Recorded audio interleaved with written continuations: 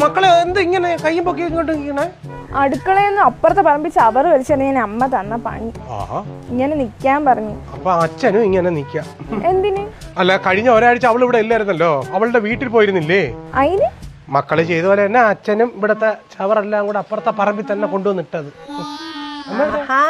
വന്നല്ലോ, ഇപ്പൊ കോറം കറക്റ്റായി. രണ്ടെണ്ണത്തിന് ഞാൻ ഇവിടുന്ന് പച്ചവെള്ളം പോലും തരില്ല. അതെ, മനുഷ്യന്മാരായി കഴിഞ്ഞാലേ കുറച്ചൊക്കെ സംസ്കാരം വേണം.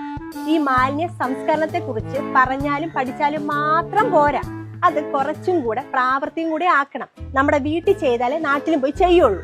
മനസ്സിലായ? സോറി അമ്മ. നിന്റെ ചോറി വളർന്നിട്ട പിള്ളേരാണ്. ഇങ്ങനെ ദേഷ്യപ്പെടരുത്, നമ്മള് സോറി പറഞ്ഞില്ലേ, ഒരു തെറ്റ് പറ്റിപ്പോയി അല്ലേ? എന്നോടേ സോറി പറഞ്ഞിട്ട് ഒരു കാര്യമില്ല. അവള് വലിച്ചെറിഞ്ഞ ചക്കയുടെ വേസ്റ്റ് എവിടെ പോയി കിടന്നതെന്ന് അറിയാമോ? അപ്പുറത്തെ വീട്ടിൽ അമ്മൂമ്മയുടെ മുറ്റത്ത്. അവരങ്ങോട്ട് നോക്കിക്കൊണ്ടിരിക്കുന്നുണ്ട്, ചെന്ന് കേറിക്കൊടു.